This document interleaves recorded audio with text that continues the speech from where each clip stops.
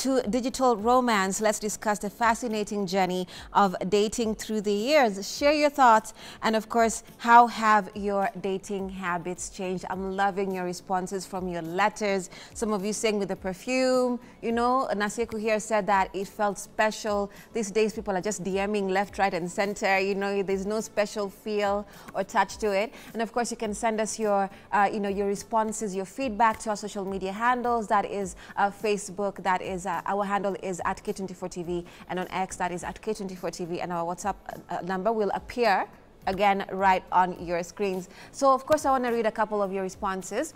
We have Muhammad Hassan there, who says, I beg your pardon, sorry, Muhammad's response just disappeared and came back. My letter was confiscated and read to the assembly at Mirera High. Ay, pole. I was later suspended and hence lost the girl anyway. Sawa to Aki pole Muhammad. But you see, that was a thrill. And of course we have Victor Vic, who says the digital journey ni mbovu, enzi za barua ilikuwa swari mno. Ni ukweli kabisa. Odiso Kodiso Governor says, for me the handwritten love letters were the best, and of course even up to the date, mara mingi nimewahi andika mrembo wangu, especially tukikosana, I do write her a letter and leave it mahali najua atapata. Okay, that's dope. Like, you see the suspense is there. You see Nasieku, many people like, you know, the handwritten and the perfume and everything. Yeah, so thank you so much for your responses. Keep them coming. I'll be reading some more. But right now, we have another clip. Of course, in reference to our conversation last week about side chicks making marriages, of course, spicier, according to some people. Not everyone was for their perspective, of course, but let's take a look at this particular clip.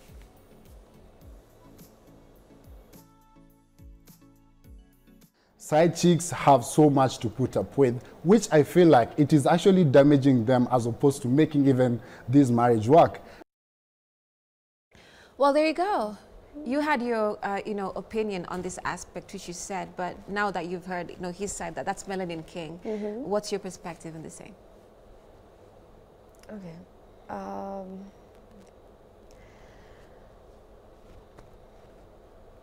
Okay, I don't know what, I don't know if it's stereotype or ideology that I have when they decide to have a side chick, but I feel like when a man decides to have that, they basically don't know what they want, because why would you have two people just giving them different titles, like this is the main chick and this is the side chick, performing the same things in as much as side chick will give you more.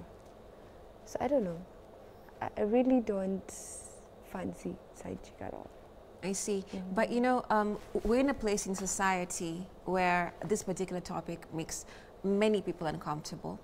And some feel, quote unquote, like even according to some of our feedback from last week, to date actually, some people are even a bit, let me say, happy that it's out there, that people are actually speaking about it. It's not something new, but it's something that is in society. It's not idealistic, but it is very real, and very disturbing, very triggering, very traumatic to some.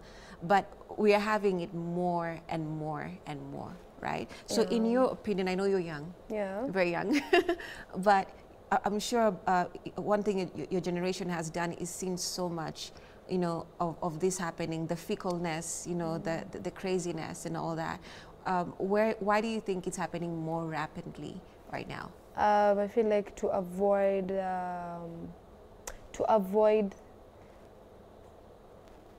the stresses in a relationship. Let me put it that way.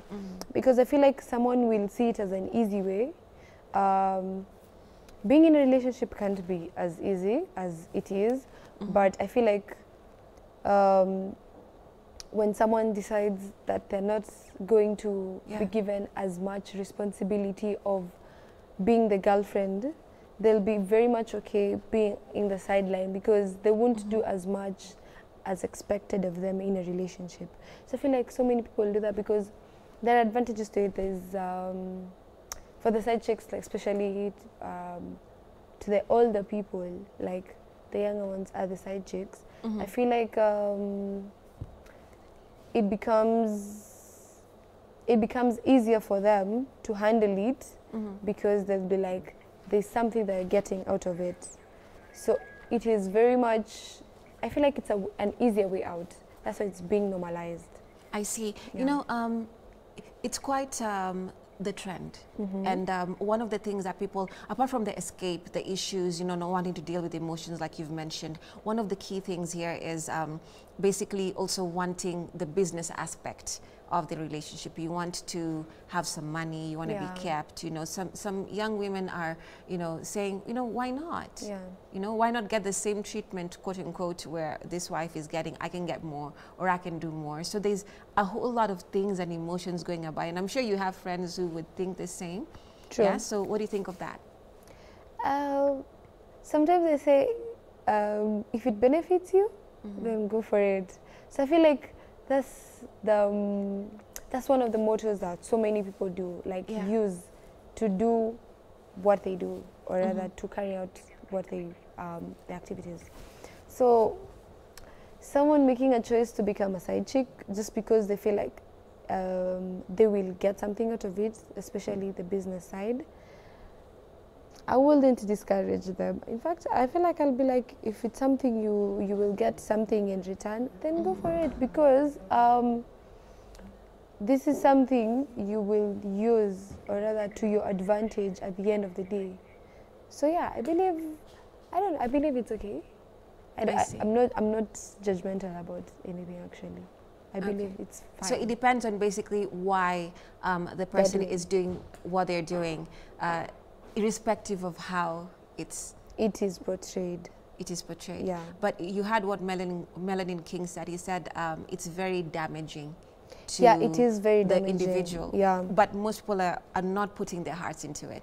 I feel like not so many people know the weight of that. So if people did understand like why exactly that will, like the damaging side, as he said, then not so many people will normalize it. Because imagine, let's say a child being born out of that, especially when you realize that your parent was the side piece or the side chick. I feel like it can be damaged, like too much damage even to the child. All right. Yeah. Now, just to remind our viewers of our question of the day, we're asking you, from handwritten love letters to digital romance, let's discuss the fascinating journey of dating through the years. Share your thoughts. How have your dating habits changed from handwritten love letters to digital romance? Let's discuss the fascinating journey of dating through the years. Share your thoughts. How have your dating habits basically changed? Now, our handles, that is on Facebook, is at K24TV. On X, our handle is at K24TV. And our WhatsApp line is right there on your screens. Again, I love your responses. They're very nostalgic. They're very real. It showcases the kind of, let me say, special, like Nasieko says, effect letters had back in the day, where you send a letter to your loved or special one, you know, and then they have some perfume spray on it, and then this person receives, like Mirara said earlier there, the gentleman from Mirara High School, where the teacher confiscated his letter and read it in front of the whole assembly. Oh my goodness, I feel bad for you, but that was a time that would make you, you know, quite nostalgic. But as we continue our conversation, I am so happy that one of our other guests is also here. Pastor T. Mwangi. Yes. Tumeshukuru sana. Umefika? Finally. Sorry for... That was quite a mix-up, but you're here. Yeah, I'm here, finally. You know, I was just wondering, how do we end this conversation and you're not here? How is this even possible? Wow, thank you, and I'm sorry for the delay. No worries, Pastor T. Like I mentioned earlier today, or in the conversation, we're speaking about how relationships were and what they look like right now. Okay. And just before we continue, we have a clip from a previous conversation that was last week on Wednesday. And it's about basically marriages, side chicks spicing up marriages according to some people. Others prefer that, others were definitely not preferring that. It was quite the controversial topic that we had. So let's take a listen in on this clip. When a marriage is starting, I'm at a relationship anytime, you try your best. You dress good, you smell good, you want to attract this man so much. Once the relationship imeenda, unaboeka. So you just anyhow, you're the deras in the house every day, you're looking anyhow, the last time you made your hair, you can't remember. And as a guy, attraction is very important. Inaanzanga kuisha. If I'm finding this attraction in a Diana somewhere, Diana is always looking good, she's always dressing up. I will want Diana, and that's where the problem comes in. First problem, weka dem unaingia kwa marriage unajisahau. It's all about, no, and then the excuses will be, oh, you know, I have work, I have kids. You did have work even that time. Zile siku ukikuwa mgonjwa. Yeah? Au jisikie pia. Sasa hiyo ni siku kwa mgonjwa. Hata chali yako akicheat jua ni mgonjwa pia ni fala. Oh my God. Well, Pastor T, there you go. That's one of our guests we had last week, Diana Kimani. So what are your thoughts on this thing? Number one, I think there's a very wrong misconception about marriage. The second thing, there is a maturity needed to handle marriage psychologically. Beyond emotional attraction, there is a certain psychological maturity that is needed to handle someone with everything that they come with, their good side and also their baggages. And number three, there are few lies that have been peddled as to why people get married, but the original pattern as to why people get married is not even known. The greatest lie is that people marry for love. That's a lie. When you go to the initial pattern in the book of Genesis, because God is the initiator of marriage, so there's something we call the law of the first mention. Where do you find this thing? Where was it? And where was the institution? The original concept is that there was a man by the name of Adam, and the man was alone and not lonely. And God saw that it is not good for man to be alone. That's the pattern. So there is a man in a location called Eden. That location is God who planted the man. The location Eden is purpose. So anyone who has not discovered his purpose has no business getting into marriage. Because the person you receive is not a lover, is a helper. That's the scripture. It says, and God saw it was not good for man to be alone, not lonely. You can be married but lonely. Because marriage does not come to fill your emotional quotient. There are many people who are together, even sharing a bed, but they don't share dreams. And that's where the paradox comes in. So we need to go back to the original foundation. When you discover your purpose, then you know that you need a helper. It is the chemistry of this help that now triggers what we call emotional formation and emotional joining. The reason why people get tired is because they met on emotional equation, and you know, feelings are there. Even if I give you a Prado Range Rover latest series, within 3 months you'll get used to it and it will be like, nah, there's nothing new about this thing. But if there is something deeper, more than what we feel, something deeper called purpose, something that we are building together, then ideally that thing will last. This is how we appear in life. These are my weaknesses and my gaps, and these are my strengths. So I'm not looking for a competitor. This is a competitor, one that shares the same strength and the same, you know, things that I have. I'm looking for someone to complete and complement my life. So the person coming has their weaknesses, but they have their strengths. But when the two of us come together, we become one united front that can now fulfill the purpose and fulfill the assignment. Am I trying to say that people don't get emotional attraction? Because we are humans, we are designed to get attracted emotionally, but that is not the foundation of marriage. Now, I've heard the lady talk about the appearance, and I'll say this with a lot of respect. What happens is that beauty attracts, character retains, personality sustains. And let me use a very rude kind of example. Sorry to use this example. Sometimes you'll find the girls on the streets parading themselves. They are not ugly, they are beautiful. But because of their character, you don't go beyond the beauty. So you can't build on face value. And again, beauty is very relative. It depends who's defining beauty. We are all wired to get attracted to different things. And then when we come to the deep understanding, the Bible says, husbands, love your wives. There are 4 Greek words that communicate love. There is phileo, there is eros, but the greater word is agapeos. The Greek word agapeos means you love like God. Meaning that there is no reason as to why I'm loving you, because the Bible says while we were still sinners, you know, God loved us. So I can't love you because of your looks. I can't love you because of what you cook. I can't love you because of, you know, general appearance. But there is a deep attraction that cannot be pegged on a specific thing, and that is why I love you. And you see the pattern again. Husbands, love your wives, not wives, love your husband. This is the biblical pattern, because the only way a man can love is as Christ loved the church. How did Christ love the church? He was willing to die for the church. I know we hear this song, oh, I'll cross the oceans for you, and some of us live in deserts, I'll die for you, and some of us are cowards. Like our viewers saying the nostalgia of like the feeling, yes, like the strong aspect of feeling, like that's why the songs do what they do. You see, that's just heaping up your emotions. I'll tell you, just do a very good practical. Go and look at your mom and ask her, do you still feel anything when you see my dad? I won't lie to you. Past 5 years, emotions no longer work. But what keeps that going? Or Purpose. Purpose. There's something greater that people live for, and they're willing to die for. That's their assignment. What happens, many people have never understood the psychology of a man. Men are not attracted by emotions. Men are attracted by faith. So men tend to lean towards the people who believe in them, but women tend to lean towards people who kind of emotionally get attached to them. Now, the only way a man will respond to faith, because if you can't believe in what I'm doing, then we are not going this journey together. In fact, a research was done, and they said the reason why some men are walking out of their marriages is not because they are looking for another partner. It's because they don't get the faith they need to get at home. Because sometimes your wife knows your potential and ability. So if I park a white Range Rover, my wife will come and ask me, you mean you didn't see a black one? But if I park the same Range Rover outside the campus hostel, the kind of celebration I receive is what I'm yearning for. So I might keep this girl because she's feeding my ego, and the same thing I'm not receiving at home. And that's I'll begin by telling the girl, but they are married.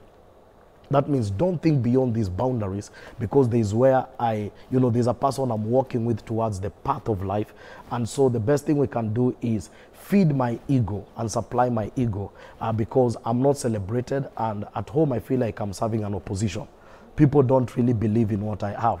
And the other side is that this man could have met a girl who didn't grow with a present father, who maybe grew with an abusive father, and this girl is looking for a father figure. So ideally there is a collusion of chaos, because the man is meeting a very subconscious need in the girl, and the girl is also meeting a very subconscious need in the man, and both of them don't want to get out, because there's something you're serving in me and there's something I'm pouring in you, but at the end of the day we all know this is not a relationship.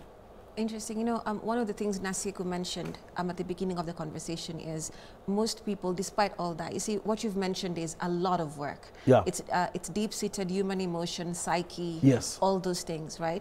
And most people find that too much to deal with, especially backgrounds and traumas. Yes, you don't just grow up in a vacuum, you grow up with all that, right? True. So the whole idea here for having maybe a married man having a side chick or so is to escape and to get the quick fix. Yes. And in turn, this lady will also get her quick fix, which yes, is maybe financial or whatever, you see. So she mentioned that, like, there's the escape and the quick fixes, right? Yes, yes. So how then do you, what's your perspective on that?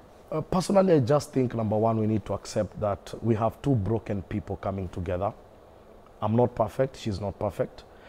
I also need to understand that she had her life before she met me, and I need to journey in her past, because what she's gone through is already forming who she is. Some things will need a journey for us to work together for me to get the kind of person I desire to have. Miles Monroe said that God brings raw materials and then you fix what you want. God will never bring finished products. And that's where the language of patience comes in. Because if I meet a girl possibly who grew without a father, that means I have to be a boyfriend, I have to be a husband, and I have to be a father. So if I don't understand that background, then there's a problem. If I meet a man who was raised by a single mother, then I have to be the mother and I have also to be the wife. That can be baggage some. And for me, that's where dating comes in. Because dating is not a feeding program. Dating is a data collection forum, where you look at the baggages. There was a show which used to be called Baggage. You look at the baggages, and this is where you ask yourself, do I have the grace? Because grace is that innate ability to walk with this broken person to the path of, perfection. And it is two-way. It's not about one person. The other person is also broken in their own way, and the other person is also broken. So the two of you come, and that's why I said it takes emotional maturity to handle someone with their baggage and their brokenness. If you're not emotionally mature, walking out is the easiest thing. But if you're emotionally mature, you are able to digest, synthesize, and just become that person that is going to work with this person. That's why that maturity becomes a backup to lean on it and look at it from the lenses of purpose. When I look at my wife, what keeps the whole thing going is the assignment that I have, the purpose that I have, and she's a good fit for what we're called to do. Did I date before? Yes, I dated. I got heartbreaks and all that, only to discover that if I don't find the person walking in the path I'm going, then we will end up having friction. Remember, if I come back home celebrating for victory that is connected to my assignment, yet you don't believe in what I'm doing, already that's chaos. There is nothing as sad and as worse when two cannot work together and agree. That is the epitome of all marriages. Majority of the marriages don't die because of absence of sex. They don't die because of absence of dates. They die because of lack of compatibility towards the path of assignment. I see. Nasieko, your perspective on the same, on what he just said. Well, you talk of purpose, but what happens to the emotional attachment that you say that people or women or the wives develop, or the partner, one of the partners develop, that might become a problem in the marriage? What happens is that when you love what I love you. It's a reciprocity. When you hate what I love, ideally, you'll tend to be a baggage. Now, we are humans, we are not electric posts. So we'll always meet from a place of attraction, but we cannot build on the place of attraction. We must go beyond, we are attracted to the place of compatibility. What brings compatibility is the clarity of assignment and the clarity of purpose. Okay, that's good. Okay, that brings me to my other question. So let's talk about how now, quote unquote, wababas. Yes. So in a situation whereby you find a married man, but a young lady, or rather a young person, will tell you, I'm dating. So that's still dating, right? So how can you define this? Because they are already married, but on this other side, they do have a side chick, or they're dating someone on the side, and giving them all that it takes to be in the relationship, be it this side, they're not being appreciated. So how can you exactly define that? Or number one, and sorry to use this example, we're in a third world country, and so there's a lot of economic need. And I'll tell you, majority of the negotiations on a mbaba or a sponsor, it's 100% financial. Yeah, transaction. Yes, and personally, when I look at that, I feel like it's demeaning the dignity of a woman, because a lady is not a good or a product on a shop that you go for the highest bidder. For me, I have a problem with that. When I look at the background of slavery and slave trade, where someone had money and felt I could purchase this person for a certain price, when I come to the essence of human dignity, if you're helping me, help me without any terms attached to it. I'll say this outright. When a woman is treated well, the best thing she can give to a man is herself, and that's her body. So we can't use our bodies for transactions. We need to begin these conversations of dignity and, just honor. Those who have resources, can we look at these needy, quote-unquote, girls, possibly, look at them from a place of, God has blessed me, how can I be a blessing to you, without literally expecting something in return? But society has warped these things so much that if you have no money, you are not relevant. So we are raising men who are fighting to get money because their relevance is in the cash.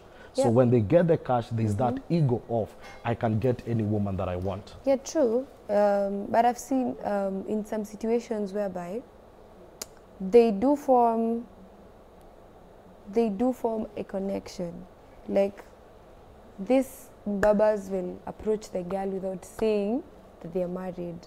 You get? Yes. And when they do that, the lady forms an attachment to the guy, because it depends on how they are or how the relationship is, besides the transactional side. And then when they realize that they are married, it becomes a problem, or rather the girl fights back, because already she had formed something in there.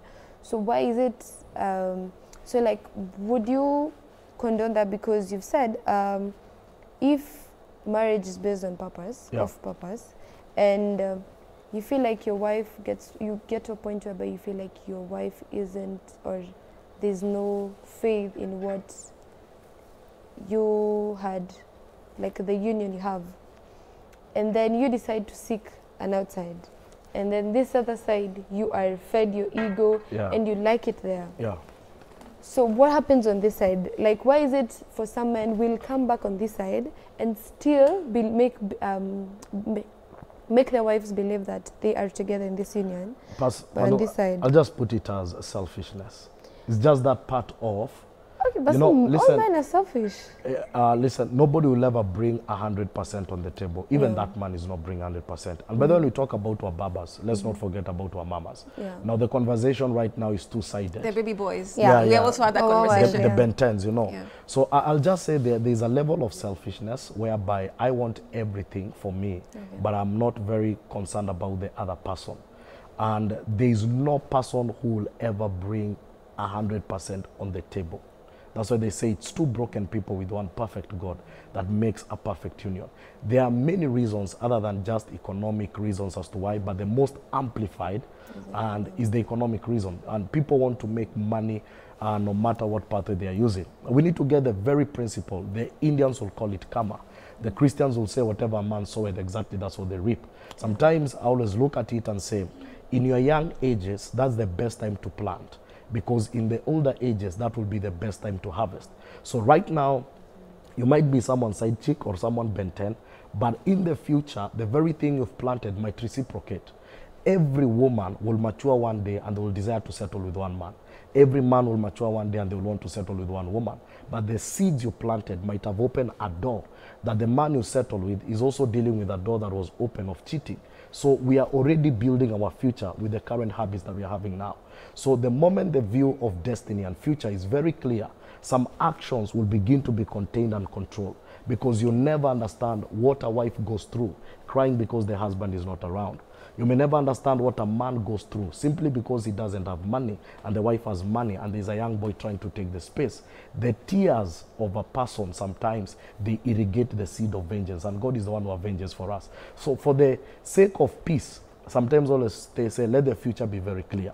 The second thing, many things allude to this. We live in a very broken society, a very mean society.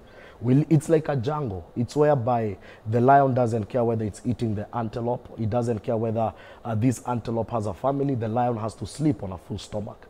And this jungle mentality must begin to slow down, and we begin to see each other as brothers and sisters. There's a famous quote that is called Ubuntu. You know, you're my sister, you're my brother, not from a place of benefits and from a place of transactions. We need to raise this Africanism story, whereby people like Mandela will go to jail because of the black skin, and look at each other from brother, sister, so that we don't commercialize our own brothers and sisters. Right. So unfortunately, literally when we're ending is when, you know, the conversation has become so amazing. But I want to thank you all for coming. Thank you. And literally 2 seconds, your final comments. On this? Yes, on this matter. Very shortly. I feel like just know exactly what you want in a relationship and go for it, but maintain your principles. Yeah, and your discipline, because principle is very key when getting into a relationship. Right. Know what you want. Capacity. Mine will be conversations, bring conversions, and I'm happy for this conversation. Let's continue talking. Most definitely. Thank you so much for watching. And let me just read to Kasavuli, my director, will shoot me right now. But Victor Vic says, the digital journey Nimbovu enzi za barua ilikuwa swari mno. We also have Tribals Dayaka saying, start dating through handwritten was such an amazing process, of which it took long time to be processed. That is all the way from Malawi. Oh, thank you for watching.